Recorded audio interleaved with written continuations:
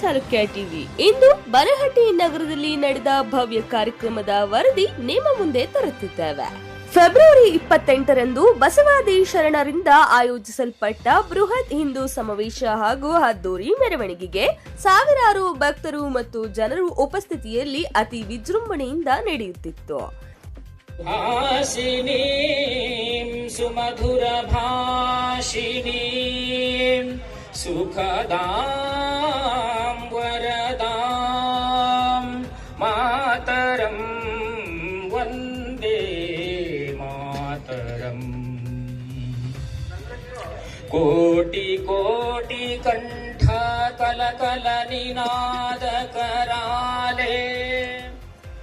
ಈ ಸಮಾವೇಶವು ಶ್ರೀ ಅದೃಶ್ಯ ಕಾಡಸಿದ್ದೇಶ್ವರ ಮಹಾಸ್ವಾಮೀಜಿ ಅವರ ದಿವ್ಯ ಸಾನ್ನಿಧ್ಯದಲ್ಲಿ ನಡೆಯಿತು. ಬೆಳಗ್ಗೆಯಿಂದಲೇ ಬನಹಟ್ಟಿ ನಗರದಲ್ಲಿ ಭಕ್ತಿ ಮತ್ತು ಸಂಭ್ರಮದ ವಾತಾವರಣ ನಿರ್ಮಾಣವಾಗಿತ್ತು. ನಗರದ ಮುಖ್ಯ ಬೀದಿಗಳಲ್ಲಿ ವಾದ್ಯ ಮೇಳ, ಕುಣಿತ, ಡೊಳ್ಳು ಕುಣಿತ ಹಾಗೂ ಭಜನೆಗಳೊಂದಿಗೆ ಶ್ರೀ ಭಾರತಾಂಬೆ ಭಾವಚಿತ್ರದ ಮತ್ತು ಶ್ರೀ ಬಸವಣ್ಣನವರ ಭವ್ಯ ಮೆರವಣಿಗೆ ನಡೆಯಿತು.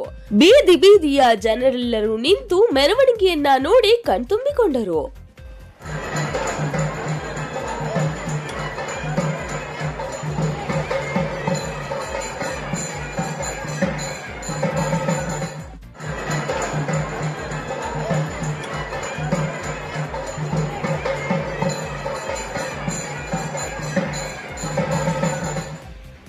ಮೆರವಣಿಗೆಯಲ್ಲಿ ಯುವಕರು, ಮಹಿಳೆಯರು, ಮಕ್ಕಳು ಸೇರಿದಂತೆ ಸಾವಿರಾರು ಭಕ್ತರು ಪಾಲ್ಗೊಂಡಿದ್ದರು. ಧ್ವಜಗಳನ್ನ ಹಿಡಿದು ಜೈ ಬಸವಣ್ಣ, ಜೈ ಭಾರತ ಮಾತೆ ಎಂಬ ಘೋಷಣೆಗಳು ನಗರದ ತುಂಬೆಲ್ಲ ಮುಳುಗಿದವು. ವಾದ್ಯ ಮೇಳದ ಸದ್ದಿಗೆ ಕುಣಿತ, ನೃತ್ಯ, ಭಕ್ತಿಗೀತೆಗಳು ಕಾರ್ಯಕ್ರಮಕ್ಕೆ ಇನ್ನಷ್ಟು ಕಳೆ ತುಂಬಿದವು.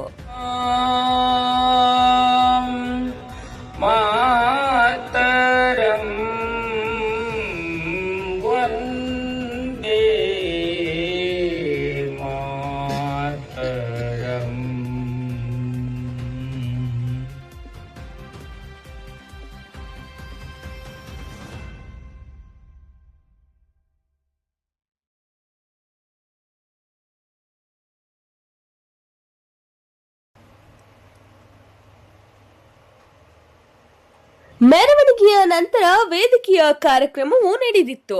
ಈ ಸಂಭ್ರಮದಲ್ಲಿ ಮಾಜಿ ಉಪಮುಖ್ಯಮಂತ್ರಿ K S Eshwarappa, Hindu fire brand ನಾಯಕ ಬಸವನಗೌಡ ಪಾಟೀಲ್ ಯತ್ನಾಳ್, ಶಾಸಕರಾದ ಸಿದ್ದು ಸೌದಿ ಶಾಸಕರು, ಎಂಎಲ್ಸಿ ಸುಂದರರು ಕಾರ್ಯಕ್ರಮದಲ್ಲಿ ಸುಮಾರು 25,000ಕ್ಕೂ ಹೆಚ್ಚು ಜನರು ಭಾಗವಹಿಸಿದರು.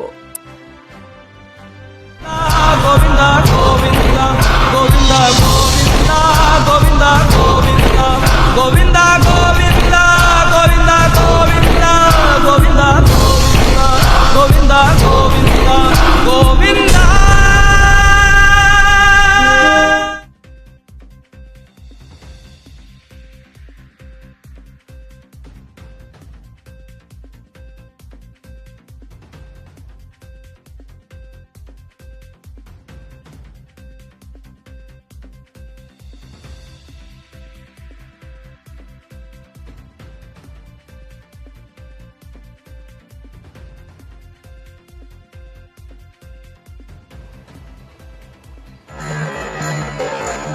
ನಾಯಕರು ತಮ್ಮ ಭಾಷಣದಲ್ಲಿ ಬಸವಣ್ಣನವರ ಸಂದೇಶಗಳು ಎಂದಿಗೂ ಸಮಾಜಕ್ಕೆ ದಾರಿ ತೋರುತ್ತಿವೆ, ಒಗ್ಗಟ್ಟು ಮತ್ತು ಸಂಸ್ಕೃತಿಯ ರಕ್ಷಣೆಯೇ ನಮ್ಮ ಕರ್ತವ್ಯ ಎಂದು ಹೇಳಿದರು. ಸಮಾವೇಶದ ಉದ್ದೇಶ ಹಿಂದೂ ಸಮಾಜದ ಏಕತೆ, ಸಾಂಸ್ಕೃತಿಕ ಮೌಲ್ಯಗಳ ಜಾಗೃತಿ ಎಂದು ಅವರ ಅಭಿಪ್ರಾಯಪಟ್ಟರು.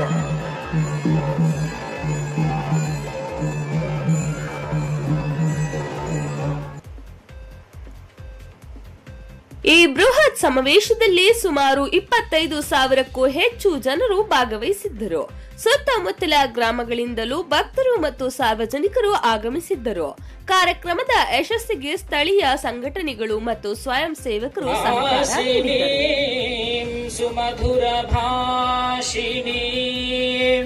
ಸುಖದಾಂ ವರದಾಂ ಮಾತರಂ ವಂದೇ ಮಾತರಂ.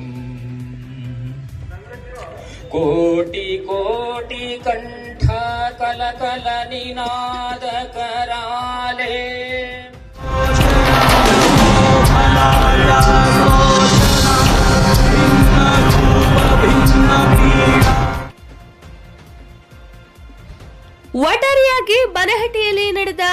ಬಸವಾದಿ ಶರಣರ ಈ ಬೃಹತ್ ಹಿಂದೂ ಸಮಾವೇಶ ಭಕ್ತಿ, ಸಂಸ್ಕೃತಿ ಮತ್ತು ಶಿಸ್ತಿನ ಪ್ರತೀಕವಾಗಿ ನಗರದ ಇತಿಹಾಸದಲ್ಲೇ ಒಂದು ಮಹತ್ವದ ಘಟನೆಯಾಗಿ ಉಳಿದಿದೆ.